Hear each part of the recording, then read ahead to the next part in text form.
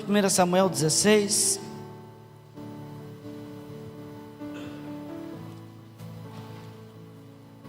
Isso, de pé, em reverência à leitura da palavra.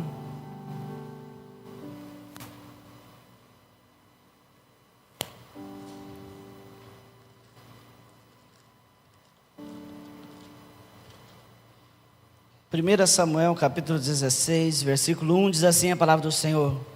Disse o Senhor a Samuel: até quando terás pena de Saul, havendo eu rejeitado, para que não reine sobre Israel?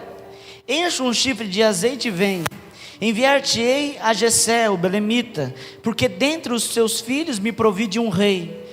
Disse Samuel: como irei eu? Pois Saul saberá e me matará. Então disse o Senhor: toma contigo um novilho e dize: vim para sacrificar ao Senhor.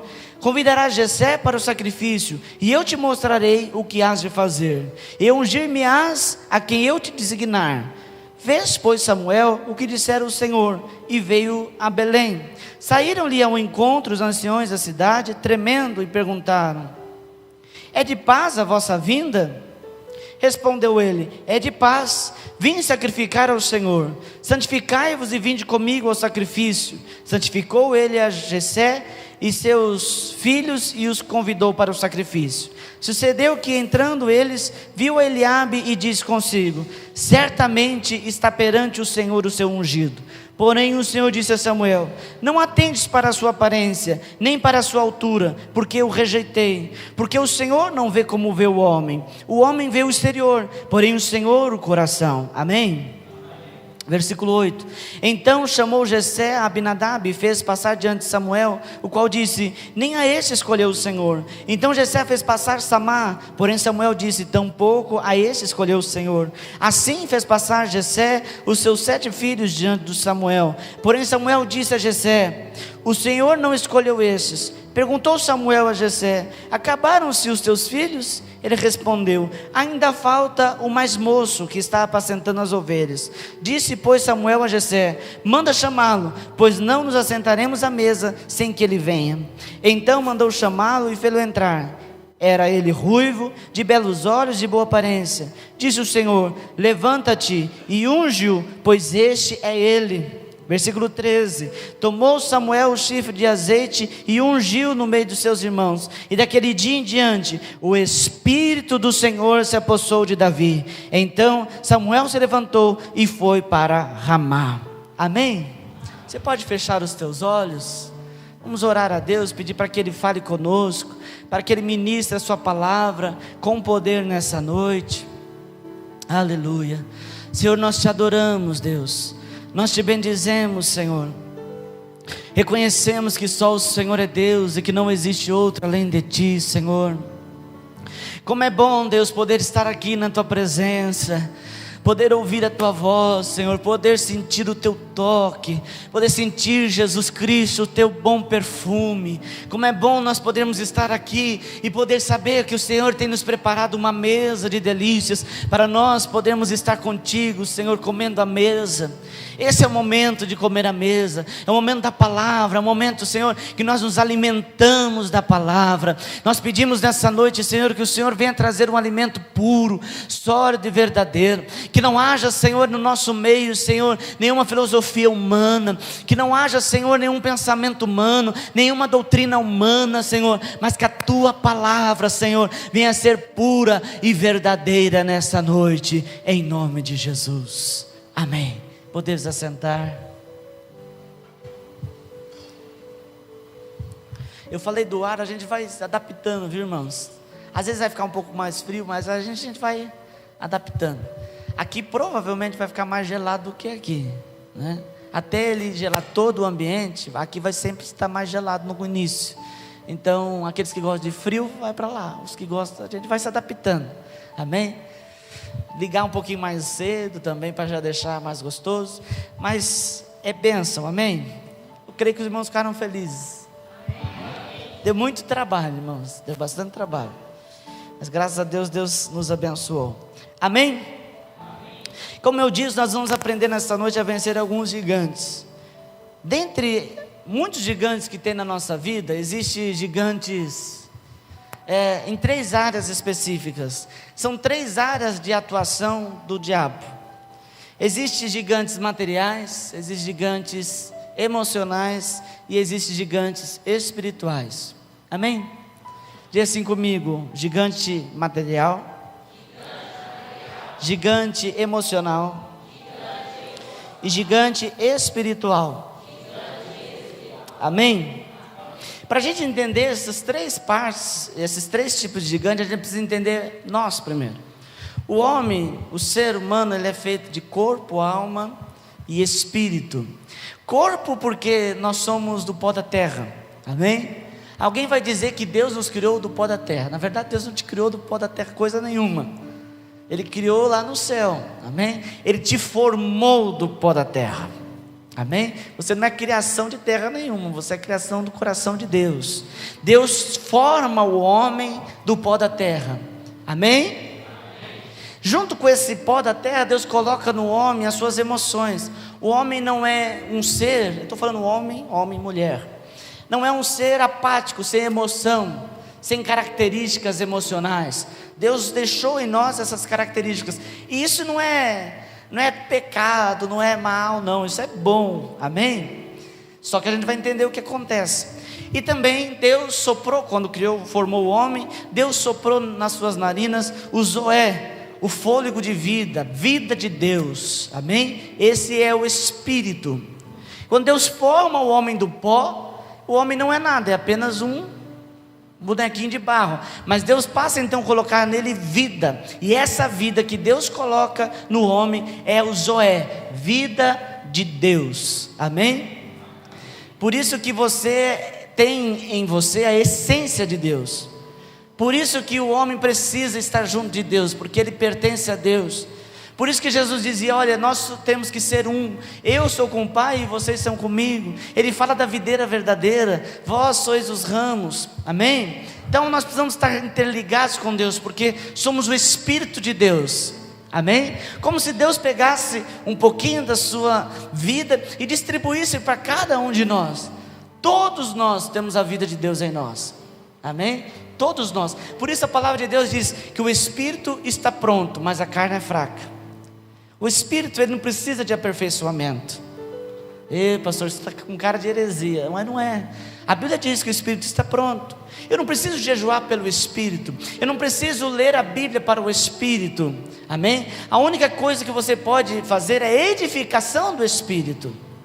Edificação é você pegar o Espírito e colocar ele de pé na tua vida. Pegar o Espírito e colocar de pé. Eu não estou me referindo ao Espírito Santo, eu estou falando do Espírito de Deus em você, que é você. Amém? Somos filhos de Deus. Amém? Somos essência de Deus. O Espírito Santo é Deus em nós, a terceira pessoa da Trindade, que opera juntamente com o nosso espírito, que faz reconhecer as promessas de Deus, que nos faz reconhecer o quanto somos falhos, o quanto somos pecadores. Esse é o Espírito Santo. Mas dentro de nós existe o Espírito, a formação de Deus dentro de nós. Amém? Espero que esteja claro, em nome de Jesus. Então o homem é corpo, alma, corpo. Amém? Olha para a pessoa do outro lado e diga assim: o homem é formado de corpo, alma e espírito. Nós, irmãos, vamos ter problemas nessas 3 áreas das nossas vidas. No corpo, aquilo que é material, né? O corpo, ele sente dor, né? O corpo, ele caminha. Se você caminhar num lugar quente, você sente. Se você estiver num lugar frio, você sente. O corpo sente tudo aquilo que é material. Amém? Ele toca, só pode tocar inclusive naquilo que é material. Então o corpo se refere àquilo que é material. A alma se refere à psique, às suas emoções, né? Quando você está apaixonado por alguém, seu coração bate um pouco mais forte. Isso é tua alma falando, é tua alma se emocionando. Ninguém se apaixona pelo Espírito, a não ser pelo Senhor. Já somos apaixonados por Ele. Amém? Ninguém se apaixona pelo corpo apenas. Rolou uma química. Isso é da alma. A alma que faz essa química, que faz esse negocinho bater mais forte aí dentro de você, que faz você perder o fôlego, que faz você ficar entusiasmado. Amém? Então a alma são as nossas emoções. Quando a gente assiste um filme, eu falei lá em Dracena, ninguém assistiu. Quem já assistiu A Vida é Bela? Pode levantar a mão só para me saber. Olha, irmãos, eu já assisti, eu recomendo, assista, A Vida é Bela, lindo filme. É um filme que você se emociona com ele.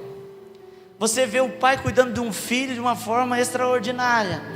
Inclusive é bom para os pais aprender a cuidar dos seus filhos. Ensina a paternidade.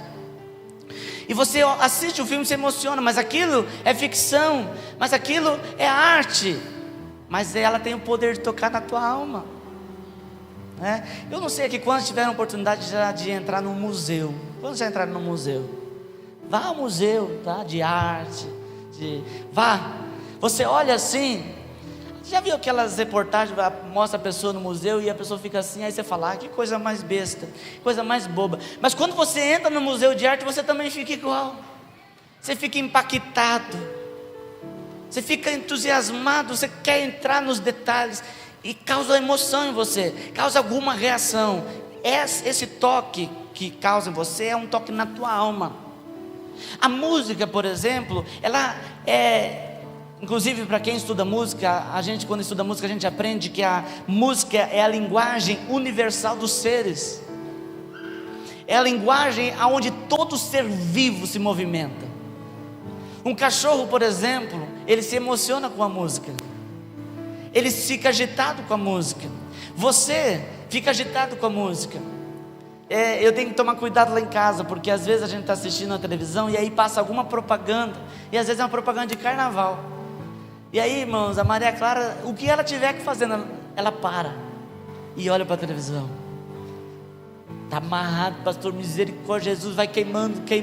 Não, irmão, isso aí é a emoção. A música, ela tem, lembra os irmãos, devo lembrar os irmãos, que a música não é criação do diabo, é criação de Deus. O diabo que perverteu, amém? Você tem que entender que a batida do funk, quem criou foi Deus. Ai, Jesus, isso é difícil de engolir. Eu também acho, eu detesto funk. Mas o diabo pega os sons de Deus e transforma para usar para o mal. Amém? Inclusive, para mim é muito difícil aceitar, mas eu fiquei sabendo esses dias que tem funk gospel. Jesus amado, me salva, né? Mas irmãos, a música ela tem esse poder de tocar na gente, de fazer a gente ficar relaxado, da gente ficar irritado, né? Às vezes eu estou lá calmo, andando na rua, de repente eu passo por uma loja e está tocando uma música, daquelas músicas chiclete, e você já fica agitado. Mas às vezes você ouve uma música calma, suave, e o teu espírito se alegra. Quando eu falo espírito, agora sim estou me referindo à alma. Então a música, a arte, diversas formas de arte, dança, teatro, isso faz com que a sua alma seja impactada, seja tocada, amém? Inclusive, aqueles que trabalham com a fala, eles devem saber lidar com esse tipo de linguagem. A comunicação, ela precisa permear por esses tipos de linguagem. Você saber tocar na alma também. Você também saber falar através do corpo. O corpo, você quer saber que o nosso corpo fala, sem abrir a boca, através dos nossos gestos. Então cada coisa tem o seu lugar, amém? E a alma é isso, é as nossas emoções. Às vezes você passou por um problema e você fica triste. Não é teu espírito que está triste. Teu espírito, ele está pronto. Ele é inabalável. Ele está firme. Ele não se abala por nada. Mas é a tua alma que se entristece. Amém? Agora o espírito, como eu já acabei dizendo, ele está pronto. É o Espírito de Deus em nós. O espírito não requer aperfeiçoamento. Requer que ele seja edificado. Amém? Por isso que nós ouvimos a palavra para edificação do espírito e também edificação do corpo e da alma. Amém? Agora, irmãos, dentre essas áreas existem gigantes que se levantam para tentar nos desmotivar, para nos tentar derrubar, para desanimar. Amém? Tanto naquilo que é material, naquilo que é emocional, como espiritual. Eu peguei o exemplo de Davi, porque Davi foi um desses homens que não venceram apenas gigantes na questão física, natural da coisa, mas também das suas emoções. A gente lembra sempre que Davi foi aquele que venceu o Golias. Olha para a pessoa que está do teu lado e diga assim: Davi venceu Golias, né? Eu fui com 12 anos para a igreja, e com 12 anos eu não sei porque me colocaram no culto infantil. 12 anos eu estava no culto infantil. E lá foi a primeira vez que eu aprendi sobre o Golias. E aí pegava-se um bonequinho grande, um bonequinho pequeno, e falava: olha, esse aqui é o Davi, esse é o Golias. E a gente fica entusiasmado, como que um menino pequeno, como a Bíblia diz, de boa aparência.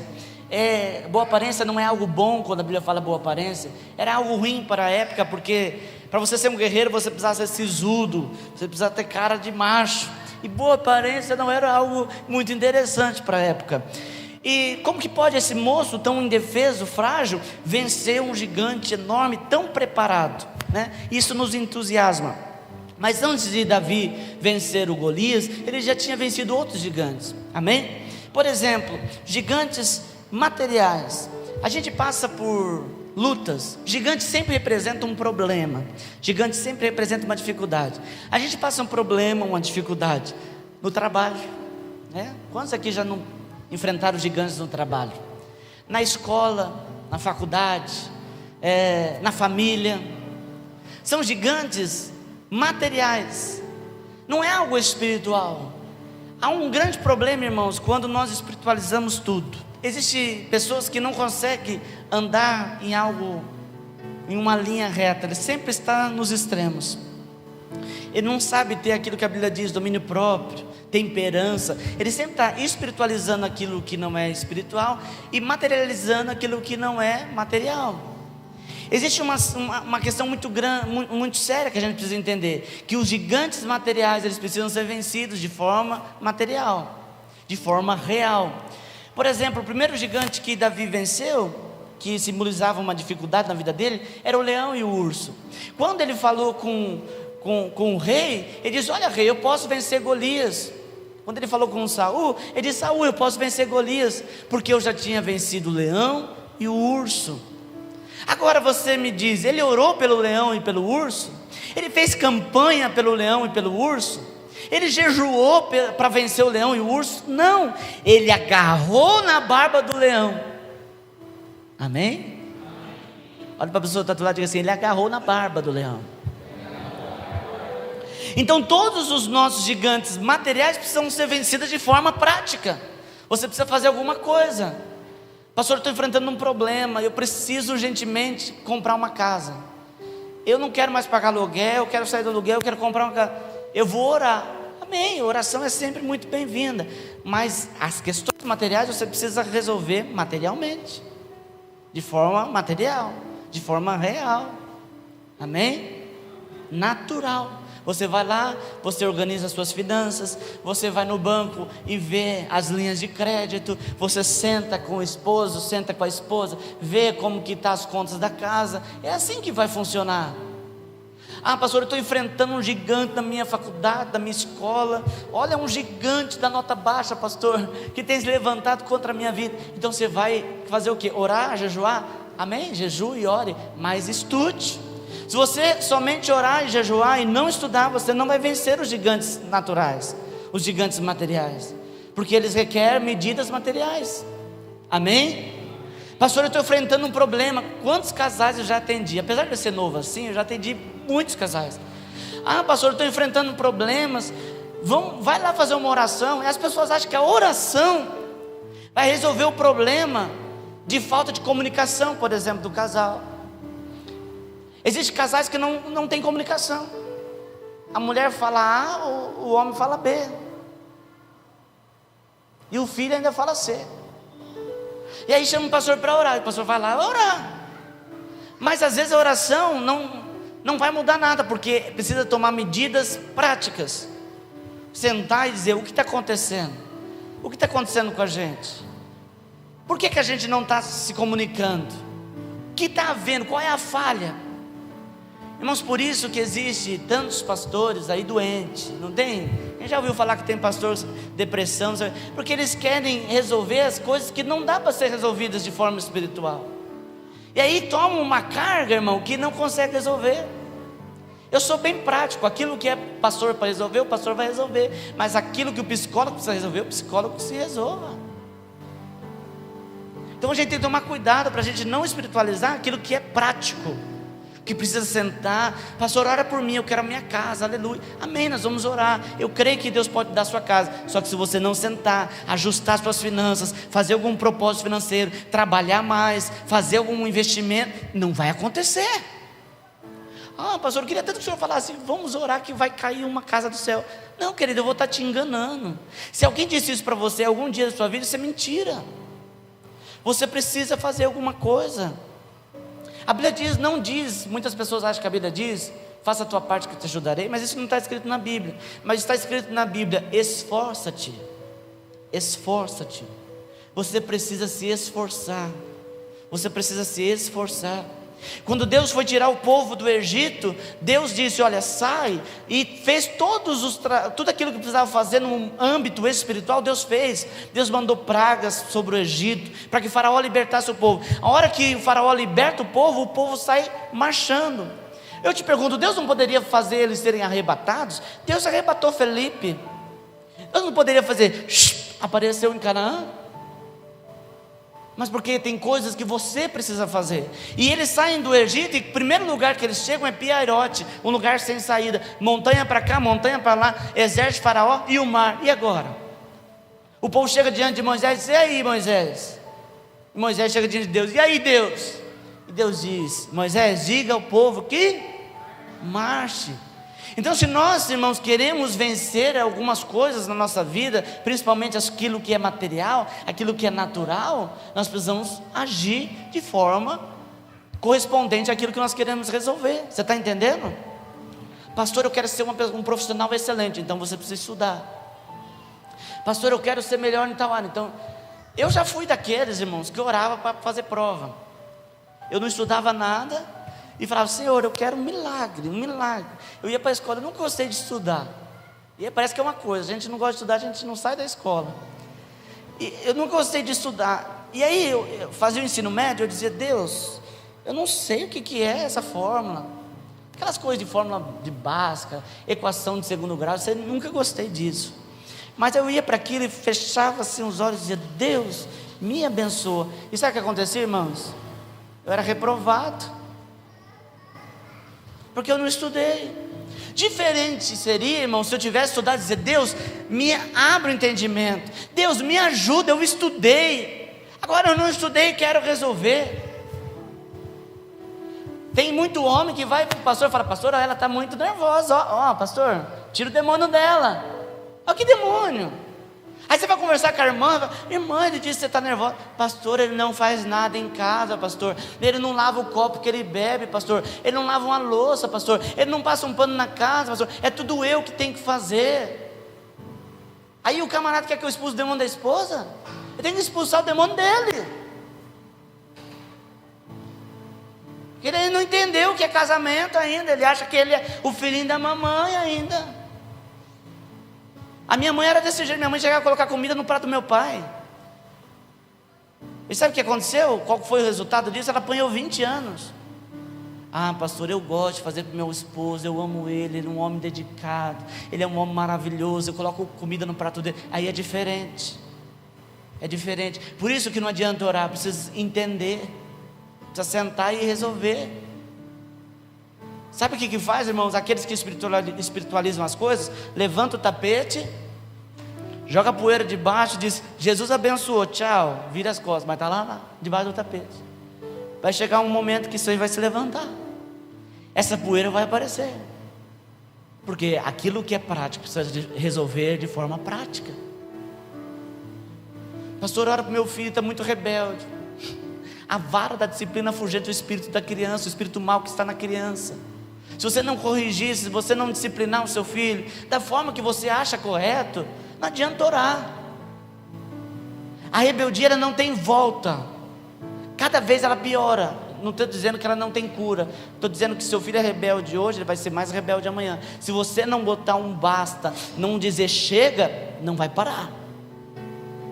Não adianta você orar, você fazer campanha de libertação para a vida do seu filho, se você não pegar uma cinta e conversar com ele. Pegar a Bíblia ela serve para duas coisas, para ler e para bater na cabeça da criança. Estou brincando, vai fazer isso, tá, irmão? Mas você chegar para ele e dizer, olha, está errado, a Bíblia aqui ela fala, está errado. E eu vou te disciplinar porque a Bíblia diz que é para me te disciplinar.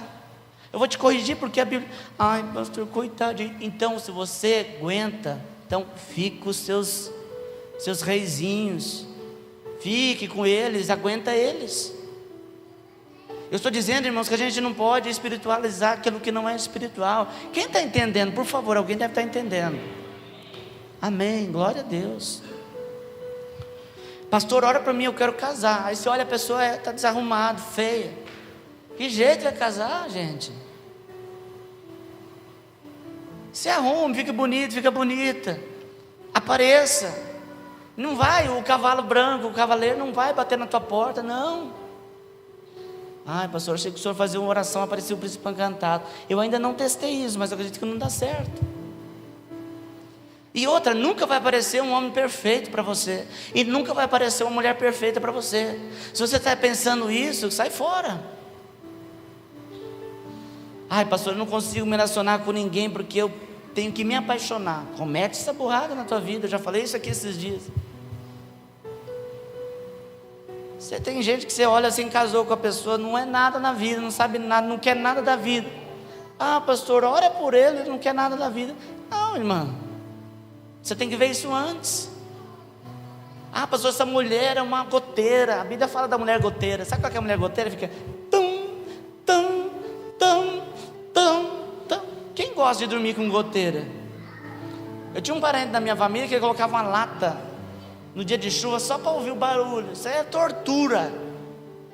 Isso é coisa do cão. Imagina a goteirinha. Tem mulher que é goteira. Uma coisa é aqueles que veio a goteira, o brutamonte, veio para a igreja e Jesus cura. Agora você está em Deus, você vai buscar uma mulher goteira? Pastor, é que eu estou apaixonado, tenho certeza que Jesus vai curar tudo isso. Às vezes não. Amém? Então aquilo que é natural se resolve de forma natural, de forma prática. Quem entende, diga amém. A Bíblia diz que Davi matou o leão e o urso. A Bíblia também fala que Isaac, ele estava no deserto e ele queria água. E quando ele chegou nos poços que o pai dele tinha cavado, estavam entulhados. O que ele fez? Orou e disse: Deus, desentulhe os poços. Foi isso? Não, ele começou a desentulhar os poços. Ele começou a desentulhar os poços. O que Deus viu em Gideão? O que você acha que Deus viu em Gideão? Quando Deus olha para Gideão, diz: Gideão, você é homem valente, varão valoroso. Por quê? Porque Gideão estava malhando trigo no lagar. Um lugar de pisar uva, ele estava malhando trigo para estar a salvo dos midianitas, que tomaria toda a sua colheita. Ele então vai lá escondido e malha o trigo. Ele continua, irmãos, fazendo um trabalho mesmo sabendo que pode ser roubado, que o seu trigo pode ser queimado. Deus olha nele e vê o esforço. Tem muita gente que cruza os braços, magoa-se com Deus e acha que Deus vai, por sua cara de coitado, te dar alguma coisa. Amém? Às vezes eu fico um pouco mais nervoso, porque eu vejo as pessoas acham que as coisas vão acontecer dessa forma e não vão, irmãos. Aquilo que é espiritual se discerne espiritualmente, mas aquilo que é natural, de maneira natural. Deus quer olhar e ver o teu esforço, e através do teu esforço Deus abençoa.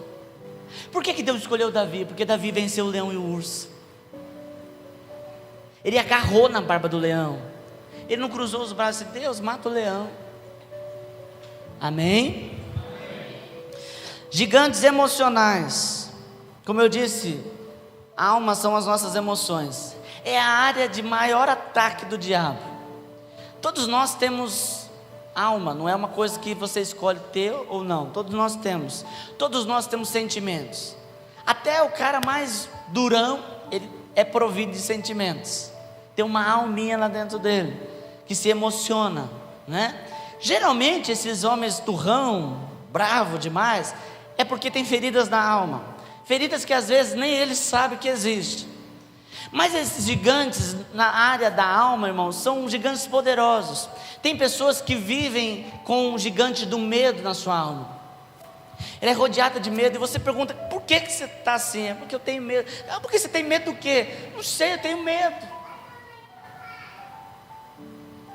Tem gente que até hoje não sabe andar de bicicleta porque tem medo. Você vai medo de cair? Não. Medo do quê? Não sei.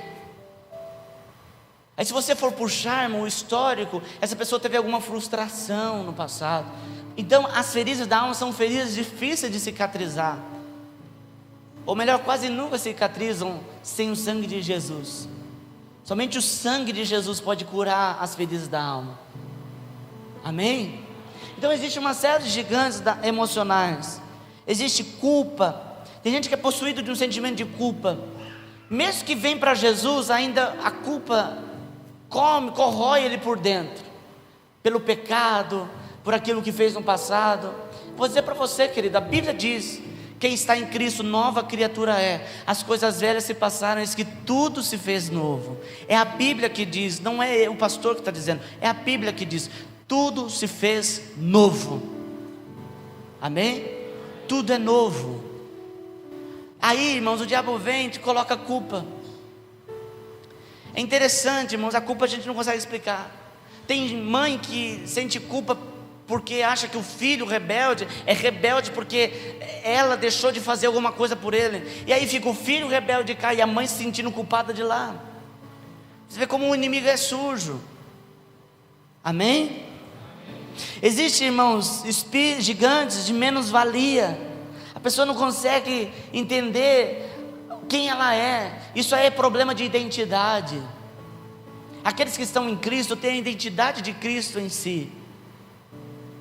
Isso foi a maior grandeza para mim como pessoa, entender a identidade de Jesus em mim, porque eu não tinha identidade, eu não conseguia achar minha identidade, eu tinha problemas de identidade. Eu não me dava bem com os como chama aqueles que estudam muito? Os nerds. Eu não me dava bem com o pessoal do hip hop. Aí eu não me dava bem com os da roça. Eu não tinha identidade. Ai, pastor, o senhor era uma pessoa... Não, irmão, porque a minha família pecou comigo, não ensinando a eu me posicionar no mundo. Existem muitas pessoas que não se posicionou no mundo. Ele é como uma esponja, ele absorve tudo. Eu não estou falando de coisas espirituais, estou falando do mundo, da vida. É como um adolescente. Já viu adolescente? Uma hora ele está com boné de aba larga, outra hora ele está cowboy, outra hora ele está hip hop. Ele não encontrou ainda. Mas para o adolescente isso é natural. Uma hora ele quer ser o Superman, outra hora quer ser o Homem-Aranha. Mas tem gente que ainda está até hoje com esse problema de identidade, ele não sabe quem é.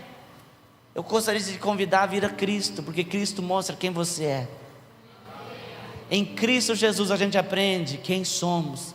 E aí, irmãos, a menos-valia de você achar que você não é nada, isso vai embora, porque aí você começa a entender quem você é em Deus, que você não é qualquer um, que você é único, que você foi gerado e criado por Deus. Amém, querido? Eu gosto de falar isso para você. Olha para a tua mão. Esses skins que tem na sua mão se chama digitais. A digital sua não é igual a pessoa que está do teu lado. Em nenhum lugar do mundo vai achar uma digital como a sua. Então você é único. Você é único. Sabe, adolescente fica, não é assim? As meninas têm cabelo liso, quer fazer o quê? Eu lembro que lá em casa a minha prima tinha cabelo liso. Aí ela fazia trancinha bem pequenininha para dormir e acordar no outro dia, desmanchar a trancinha para ficar com o cabelo, como que chama? Enrolado, frisado, né? Parecendo a Cheyenne daquela novela. E aí as minhas irmãs tinham cabelo enrolado, pegava o ferro de passar roupa e ficava lá tentando alisar o cabelo, porque não tem identidade. Em Cristo nós aprendemos quem nós somos.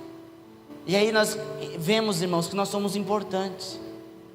Nós temos uma importância, que a nossa vida é importante. Amém? Glória a Deus. Tem mais gigantes emocionais. Baixa autoestima. A pessoa nunca está feliz com nada. Ela pode ter o melhor carro, a melhor casa, ela pode estar com a melhor roupa, ela pode estar maquiada, bem vestida. Nunca ela se sente bem, porque lhe falta alguma coisa. Vencer esse gigante que deixa a pessoa para baixo. Amém? Sentimento de fracasso.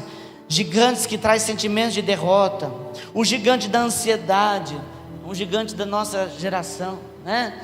Como que, da nossa sociedade no geral, como nós somos ansiosos. E a Bíblia diz: não andeis ansiosos.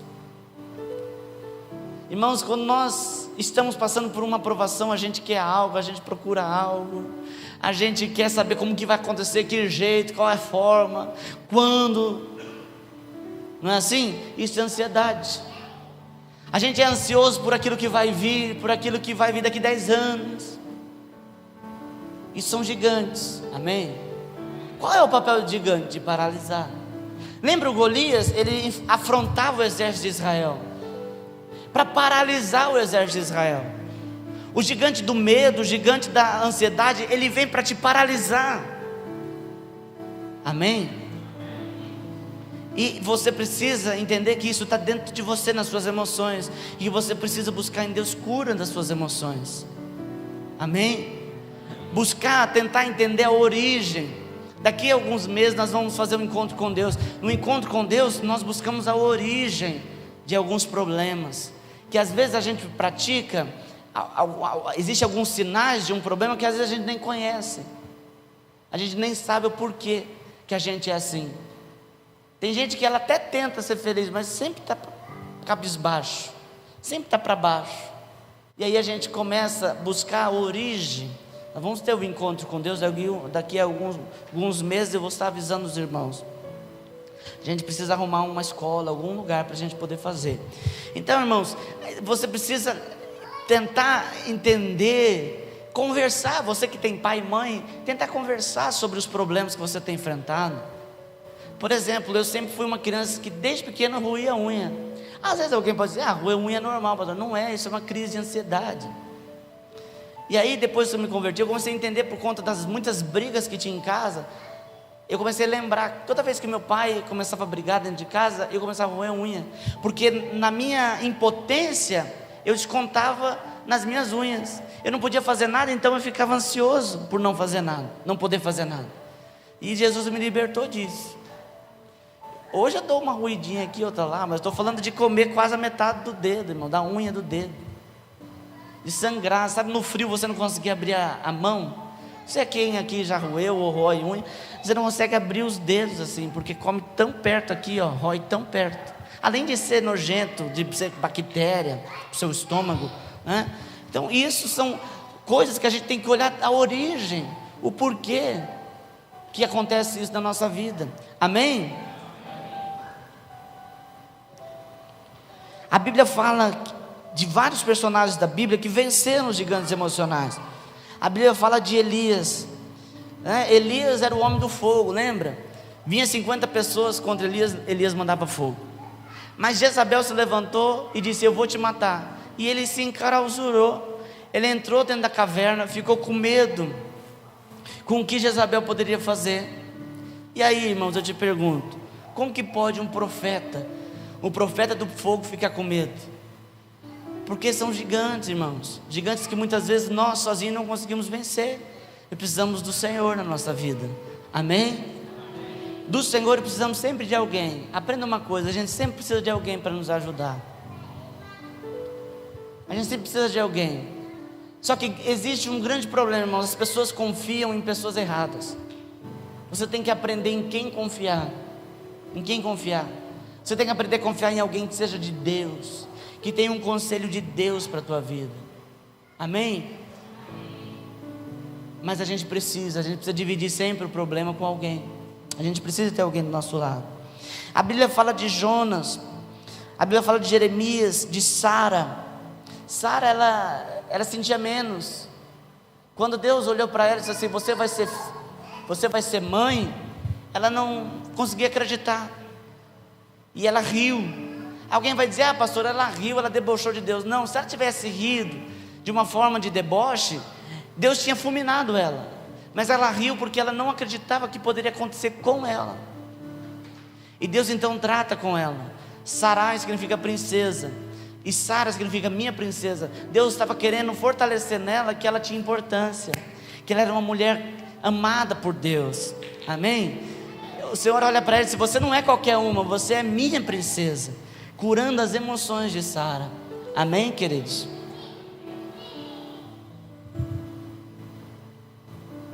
E para finalizar, existem gigantes espirituais. Olha para a pessoa que está do lado e diga assim: existem gigantes espirituais.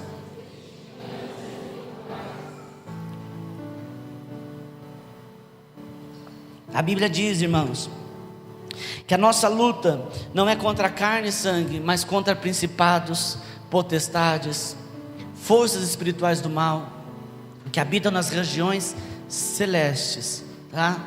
Regiões celestes não são regiões celestiais. Isso significa que os demônios, anjos, demônios estão lá no céu, não estão nas regiões celestes, entre a terra e o céu. A nossa luta não é contra o patrão, não é contra a pessoa, mas é contra espíritos malignos. Amém? Não estou dizendo que não existe pessoas que são usadas. Tem muita gente que se deixa ser usada pelo diabo. Pastor, o que eu devo fazer com essa pessoa? A Bíblia diz que se não há acordo entre eles, que ande separado. Eu não ando do lado de alguém que quer me ver por trás, que quer tentar me derrotar. Eu não ando com esse tipo de gente. Eu procuro andar com aqueles que querem caminhar na mesma visão que eu. Amém?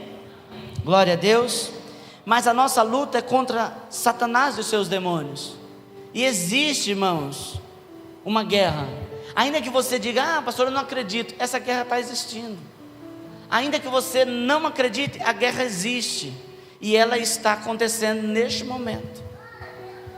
Existem anjos, existem demônios, existe Deus, existe Satanás.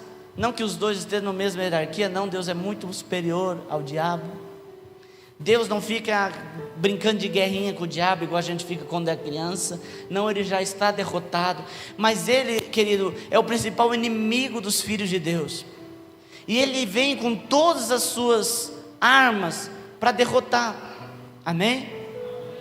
Uma vez eu falei sobre demônios com alguém disse assim: não, se vier um demoniado, eu pego, dou um chute, dou uma rasteira e dou um soco. Você vai estar machucando a pessoa. Mas o espírito que está por trás dela, como vencer? Aquilo que é espiritual, irmãos, você precisa resolver espiritualmente. As armas de Davi contra demônios não era força, era adoração. Todas as vezes que o rei Saul estava atormentado por espíritos malignos, Davi pegava a sua harpa e começava a tocar, a dedilhar, e o espírito que atormentava a vida de Saul saía. Amém? Então, se você quer vencer os gigantes espirituais, entenda, você não pode usar armas convencionais. Quem faz isso é o mundo. No mundo, quando alguém não gosta do outro, ele vai lá e faz uma macumba, faz um trabalho. Nós, irmãos, que somos de Deus, nós resolvemos as coisas, vencemos os gigantes espirituais através da oração, de libertação, de cura. Amém? A gente precisa, irmãos, entender que para nós vencermos os gigantes espirituais, nós temos que ter as características de Davi. Tem muita gente que quer vencer demônios, que se levantam contra a sua vida, mas não eram como Davi era. Davi venceu demônios, Davi venceu gigantes espirituais, porque primeiro, Davi era uma pessoa obediente a Deus. Amém? E essa obediência a Deus refletia na obediência ao Pai. Pense você, irmãos, todos os seus irmãos estão num grande banquete junto com o sacerdote, e você, por ordem do seu pai, está cuidando das ovelhas. Davi era muito obediente. Davi era obediente ao seu pai, e assim também era obediente a Deus. Davi era fiel ao seu pai. Ele não deixou as ovelhas abandonadas. Hoje é festa, eu vou deixar as ovelhas. Não, ele ficou lá. Ele ficou cuidando das ovelhas, ele era fiel. Se você quer vencer, irmãos, os gigantes espirituais, você precisa aprender a ser fiel com Deus. Seja fiel com Deus. Amém? E para finalizar, a gente precisa ter visão espiritual. Lembra que eu falei dos dois extremos? Tem gente que espiritualiza aquilo que não é espiritual e naturaliza aquilo que não é natural. Tem muita gente que leva tudo pelo lado natural. Isso é assim mesmo. né? Quantas pessoas eu vejo, o filho adolescente está dando trabalho, é fase. Isso é fase. Esse negócio de fase, primeiramente eu preciso te falar uma coisa, isso é uma pessoa,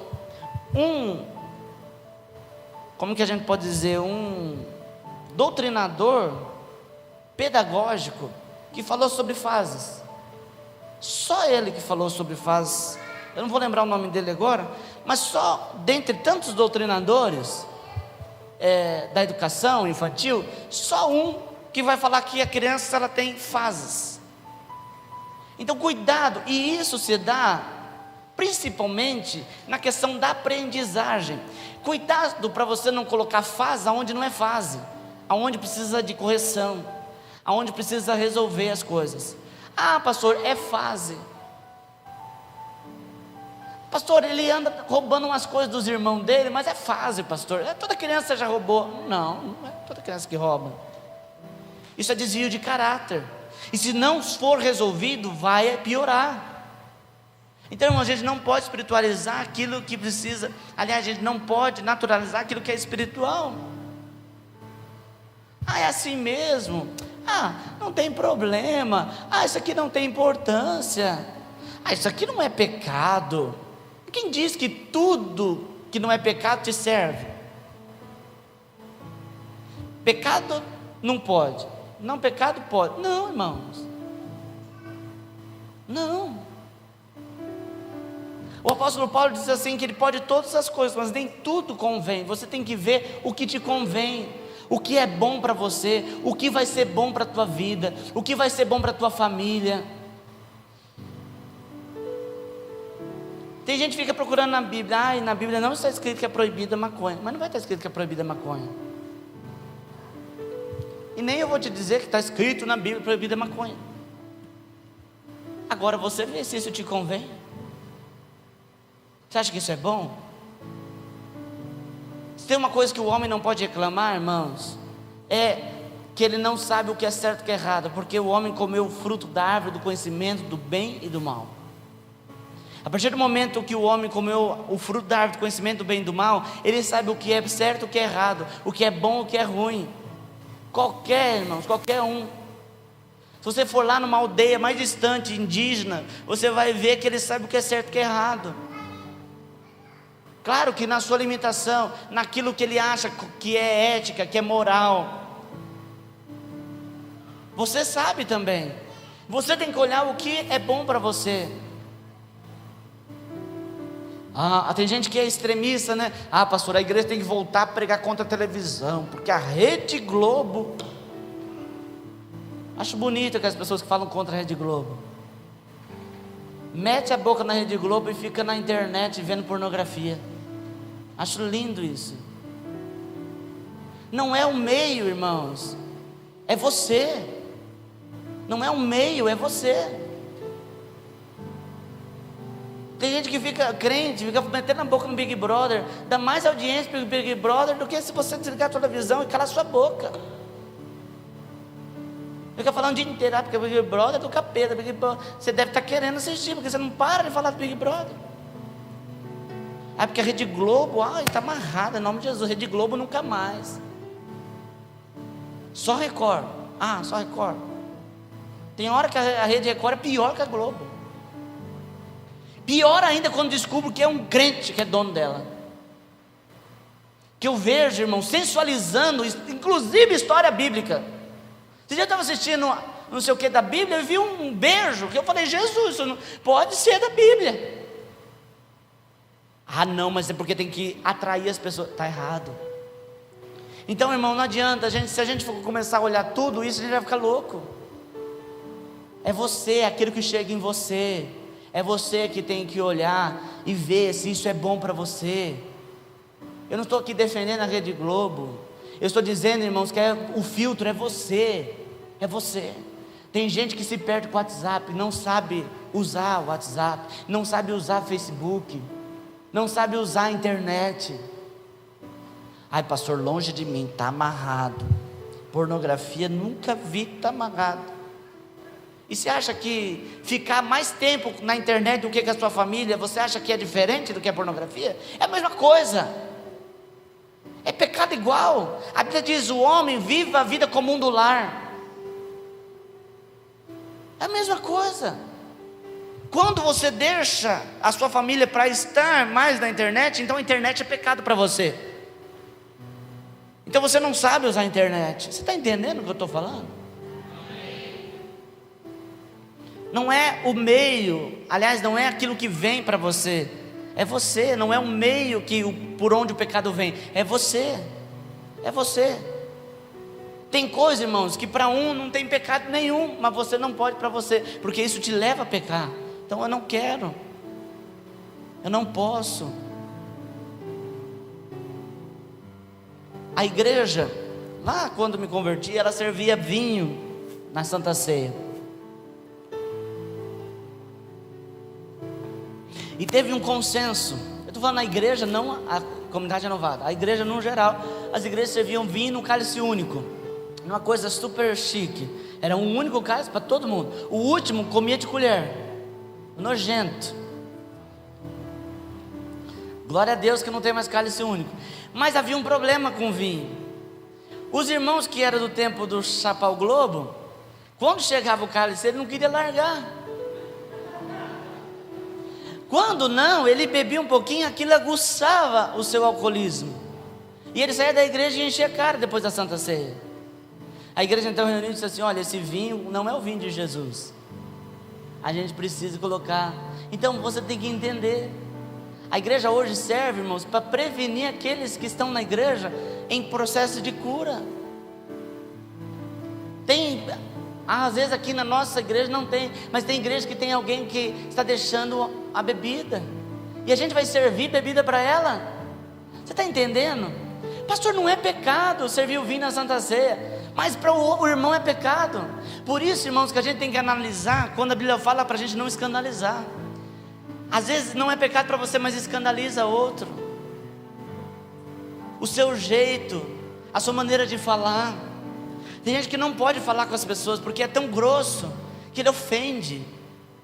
Ah, pastor, eu sou desse jeito mesmo. Não, não é desse jeito mesmo não. Você tem que querer mudança. Tem gente que leva pela brincadeira. Ah, sou desse jeito mesmo, é meu jeito de ser. Então você vai do jeito que você é para o inferno. Porque a gente tem que estar, irmãos, em busca de transformação, em busca de mudança, de regeneração. Jesus morreu por mim, pastor, estou livre, glória a Deus. Não, você precisa ser transformado. Você precisa mudar. E você deve buscar no Espírito essa mudança. Amém? Através da oração.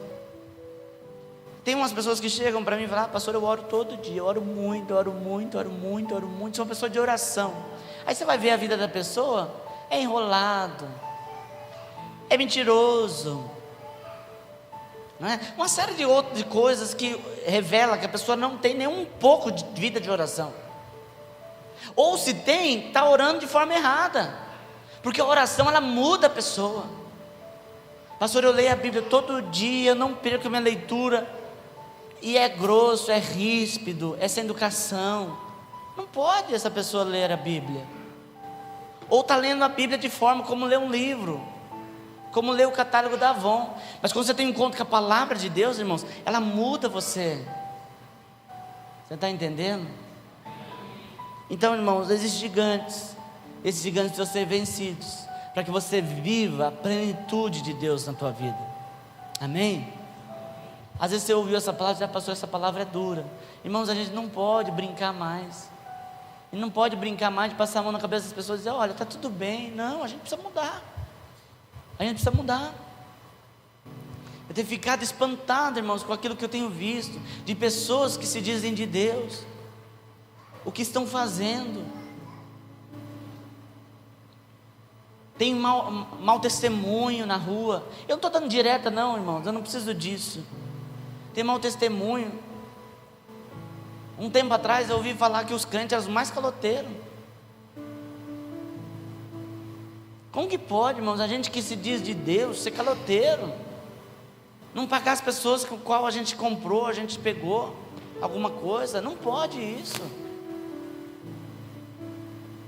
Mentiroso, não pode isso, a mentira não pode estar no nosso meio. O engano. Lembra que eu contei esses dias atrás que meu pai vendia carro? E aí ele pegava aqueles corcel tudo podre embaixo, ele pegava estopa, enchia o buraco de estopa, pegava massa plástica, passava e depois passava um spray preto. Um crente fizer isso, irmão, está errado. Isso aí é para o ímpio, que vai ter a sua colheita. Não, a gente tem que trabalhar com a verdade. Tem muitas pessoas que não são abençoadas porque estão querendo enganar. Sabe aquela coisa do espertão? Acho que está ganhando muito, né? Aquele troco errado que você recebe, coitadinha da caixa. Eu dei 100 para pagar uma conta de 90, ela voltou 50, mas é boba. Bobo é quem faz isso, quem pega o troco errado e acha que está podendo, que está abafando. Tudo aquilo que o homem semear, certamente colherá, irmão. Nós temos que mudar a nossa postura. Para isso nós vamos vencer os gigantes. O gigante do desvio de caráter. Pastor, vai orar por isso? Vou. Mas você muda, vigia. Tem gente, irmão, que a mentira se torna natural. Mente o tempo todo, o tempo todo. Já viu a história do pescador? Toda vez ele chegava e dizia: peguei um peixe desse tamanho. Chegava outro dia, e aí, pescou? Peguei um peixe desse tamanho. Um dia amarraram a mão dele. Disseram: agora nós vamos ver. Aí, e aí, fulano, pegou um peixe? Ele diz: desse tamanho aqui. Agora você foi verdadeiro. Ele, de um olho no outro. Tem gente que mente, mesmo com a mão amarrada, está mentindo.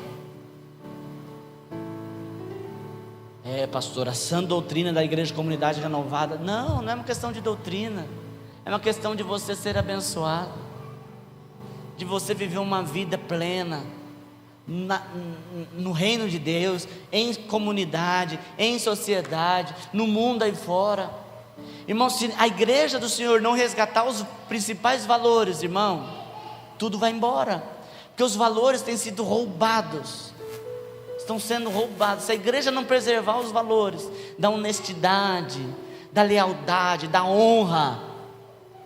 Alguém aqui sabe o que é honra? Levanta a mão quem sabe o que é honra, por favor, senão eu vou ficar desesperado.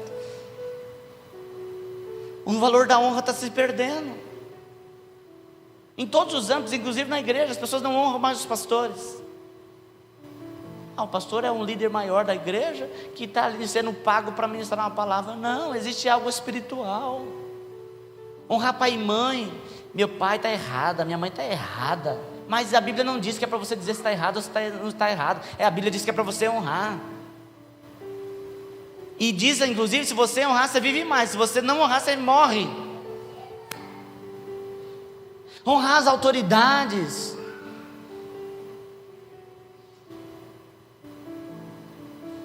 Honrar as autoridades. Eu fico abismado, irmão. Você liga a televisão está fazendo como que fala? Brincadeira, comédia com a figura de um presidente. Pastor, o senhor está careta. Não, irmão, você está errado. Vai nos países de primeiro mundo, vai lá ver se isso pode. E de certa forma a mídia está doutrinando as pessoas a fazerem isso no seu dia a dia, a desrespeitar professor em sala de aula, a desrespeitar o pastor, desrespeitar a mãe, desrespeitar o mais velho. Eu não estou falando de chegar a pedir bencinha, não, irmão. Se não quiser dar bem, tudo bem, mas respeito é o mínimo. Então a igreja precisa preservar os valores.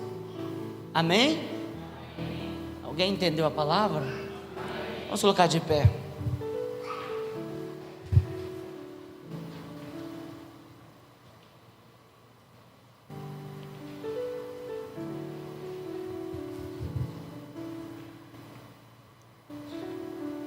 Existem muitos gigantes na nossa vida. E nós temos que entender, dar nome para cada um, saber qual área cada um deles está. Pastor, esse gigante aqui é das minhas emoções. Pastor, esse gigante não, esse gigante aqui é material, é algo natural.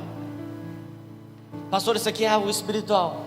Não estou dizendo que as emoções não são curadas espiritualmente, mas você precisa identificar qual gigante. Identificar. Davi agiu espiritualmente com o gigante de Golias, mas ele agiu naturalmente com os gigantes do leão e o urso. Amém? Fecha os teus olhos.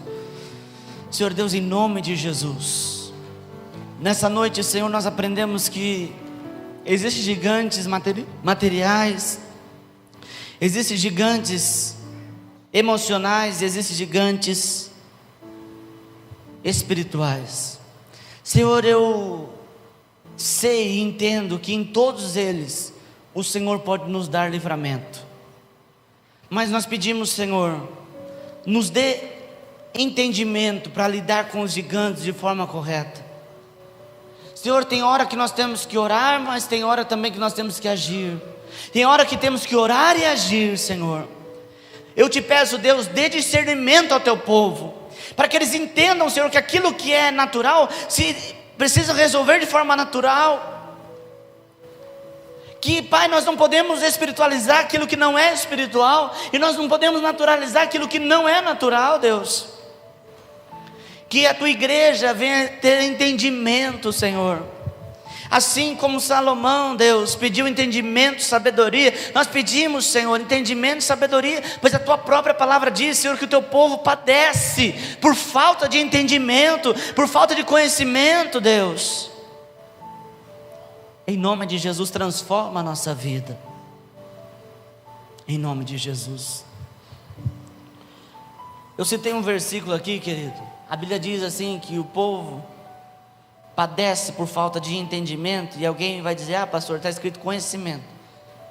Esse conhecimento nesse texto não é o conhecimento no sentido de informação, é o conhecimento no sentido de entendimento. O conhecimento, ele é algo que não tem praticamente domínio de ninguém. O conhecimento, ele permeia todo um povo. Se você chegar para uma pessoa que nunca estudou e dizer para ela assim, olha, você sabe de um remédio bom para o estômago?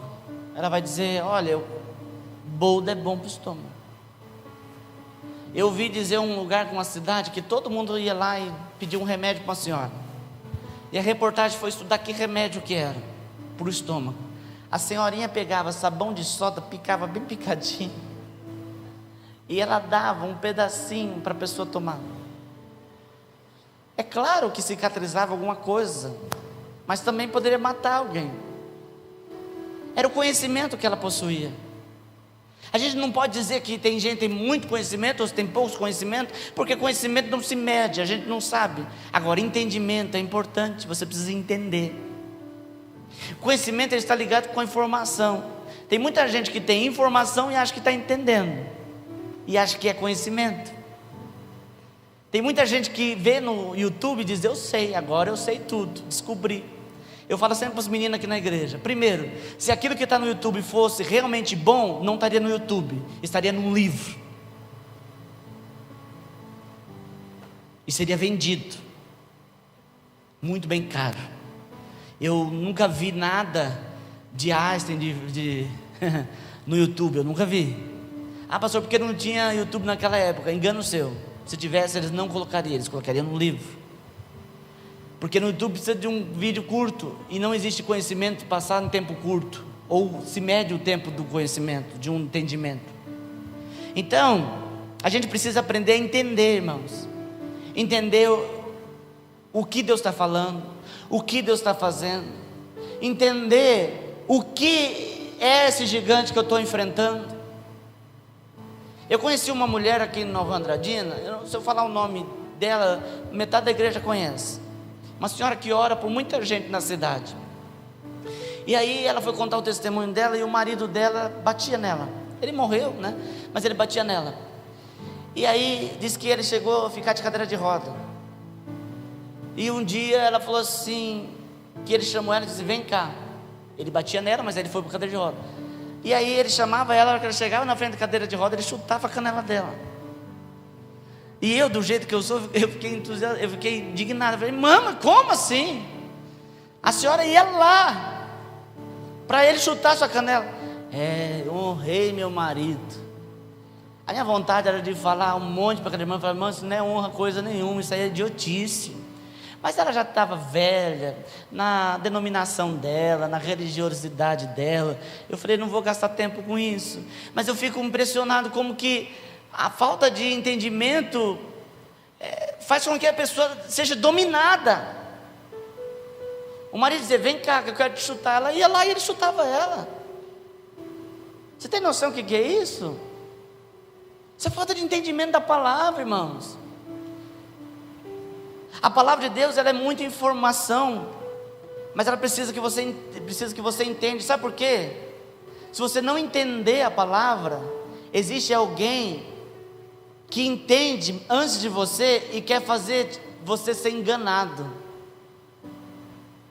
Tem muita gente aí na televisão, no rádio, de porta em porta, te enganando através da Bíblia. Como pode isso, pastor? Como pode? Por isso que a gente precisa entender, irmãos. Nós vamos agora, irmãos, levantar os dízimos e as ofertas. E você precisa entender o que é dízimo e o que é oferta. Ah, pastor, é porque eu estou usando o ar agora, eu preciso contribuir. Não, nós não somos um clube. Não somos um clube. Esfriou mais aqui agora? Esfriou, né? Vocês buscaram até blusa. Aqui está calor ainda. Mas a gente vai mudando, a gente pode jogar o vento mais para cima depois, a gente vai melhorando. Mas já está bem melhor, né, irmãos? Glória a Deus. Então, a gente precisa entender a questão do dízimo. O dízimo não é para pagar nada. O dízimo é você trazer como devolvido ao Senhor. Aquele que é dizimista, ele entende que ele não está dando dízimo, ele está devolvendo, porque ele entende que Deus é dono de tudo. E Deus então dá para ele, e Deus pede 10%. Pastor, eu vi alguém dizendo do trízimo, do bízimo. Não tem nada disso, é dízimo. É dízimo. A Bíblia não fala de trízimo, nada dessas conversas. É dízimo. O que é o dízimo? A própria palavra diz: 10% do seu ganho. Amém? E aí, irmãos, não é Deus que vai falar quanto você vai dizimar, não é a igreja que vai dizer quando você vai dizimar, é a sua consciência, da sua fidelidade, você entender qual é o seu dízimo, o valor do seu dízimo. É uma ordem de Deus para aqueles que querem ser prósperos: trazei todos os dízimos à casa do tesouro, para que haja mantimento na minha casa. Amém? E a Bíblia inclusive conselha você fazer prova com Deus, se Ele não abrirá as janelas dos céus e te abençoar com medida mais do que transbordante. Amém? Agora, a oferta é aquilo que cada um propõe no coração. Se você olhar sobre a oferta, existia oferta de todos os níveis. Uns ofereciam sacrifício de cabrito, carneiro. Outros ofereciam sacrifício de pombo. Por que de pombo? Porque pombo era uma praga. Até hoje, eu morei muito tempo em Santos. Lá nas praças de Santos tem muito pombo. Inclusive as pessoas morrem muito pela doença do pombo. Então, aquele que não podia dar o carneiro, dava um pombo. Então a oferta é o que cada um propõe no coração, segundo aquilo que você colocou ali no seu coraçãozinho. Ah, pastor, eu quero ofertar tanto. Pastor, não quero ofertar nada. A Bíblia diz que ninguém deve contribuir por constrangimento, nem por necessidade, porque Deus ama quem dá com alegria. Você deve contribuir alegre. O pastor falou tanto que eu vou ter que dar algum dinheiro nessa igreja.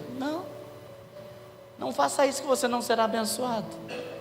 Você precisa entender o que é oferta. Você precisa entender o que é dízimo.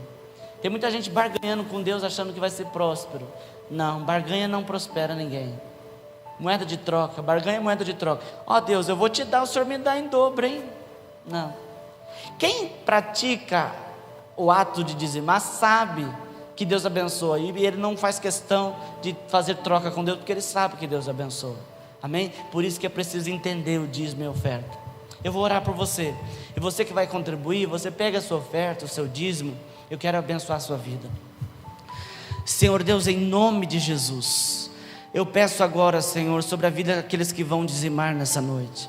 Prospera os teus filhos, Senhor. Repreenda o devorador, Senhor. Repreende, Senhor, o gafanhoto cortador, a lacusta, em nome de Jesus, Pai. Que tudo aquilo, Senhor, que impede, Senhor, a prosperidade, tudo aquilo que impede, Senhor, o crescimento financeiro, seja repreendido agora. Pai, eu declaro uma palavra abençoada, de vitória, de colheita, de conquistas, Pai, sobre a vida daqueles que estão fiel diante do Senhor. Eu abençoo também aqueles que vão ofertar, dizimar, Senhor, Pai, com uma palavra de colheita, Senhor, de vitória, em nome de Jesus. Que todos aqueles que forem ofertar, Senhor, recebam, Senhor, uma colheita de 100, de 60 e de 30, Senhor, por um, como está escrito na Tua palavra. Que os seus filhos sejam prósperos e abençoados. Sabemos, Senhor, que é chegado um tempo, Senhor, do Senhor manifestar a Tua glória dos Teus filhos, Senhor, com riqueza e glória. Pai, que os Teus filhos neste lugar, nessa noite, recebam, Senhor, essa bênção sobre a vida deles, em nome de Jesus. Que eles sejam prósperos e abençoados, Senhor. Deus, que os Teus filhos, Senhor, que tem carro, que não quebre o carro, que não haja, Senhor, prejuízos, Pai, que não haja prejuízos, Senhor, na empresa, que não haja, Senhor, prejuízos na loja, que não haja, Senhor, prejuízo, Senhor, na casa, Senhor, que não haja, Senhor, desvio de dinheiro, Senhor, por doença, em nome de Jesus, por enfermidades, mas que os Teus filhos, Senhor, sejam prósperos e abençoados, em nome de Jesus, amém. Quem for dizimar, ofertar, coloque aqui no gasofilácio, o Gabriel vai estar ungindo, e aí a gente já vai dando a mão um para o outro também, para a gente orar encerrando.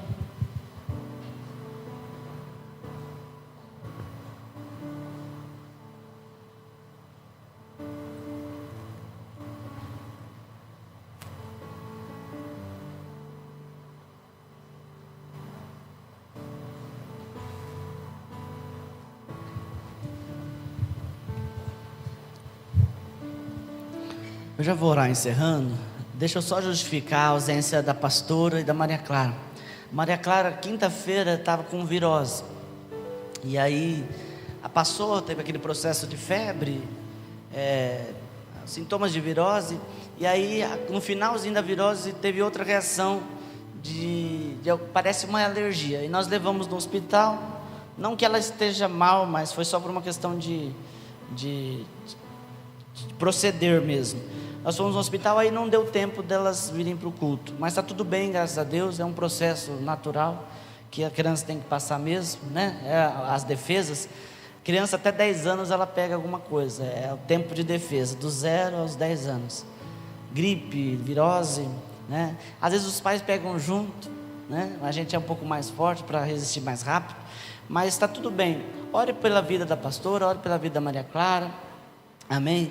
Em nome de Jesus. E eu gostaria também de orar pela traz aqui, Ágata.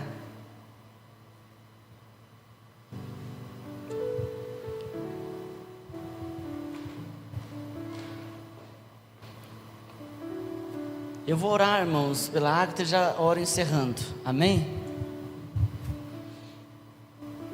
Senhor, em nome de Jesus, eu coloco diante do Senhor esta criança e peço, Pai, a Tua bênção, a Tua graça, em nome de Jesus, Senhor, que esta criança seja abençoada. Eu repreendo, Senhor, todo mal, Senhor, todo levante contra a vida dela, Senhor, em nome de Jesus, todo espírito de morte, eu repreendo em nome de Jesus, declaro a bênção do Senhor. Obrigado, Senhor, por este culto, obrigado, Senhor, pela vitória do Senhor, obrigado, Senhor, porque até aqui o Senhor tem nos abençoado, tem derramado graça. Eu peço, Senhor, agora a vitória, Senhor, do Senhor sobre a vida do Teu povo. Pai, que os Teus filhos sejam abençoados essa semana, Senhor, em nome de Jesus. Muito obrigado. Nós oramos e agradecemos em nome do Pai, do Filho e do Espírito Santo. Que Deus te abençoe poderosamente. Está encerrado em nome de Jesus.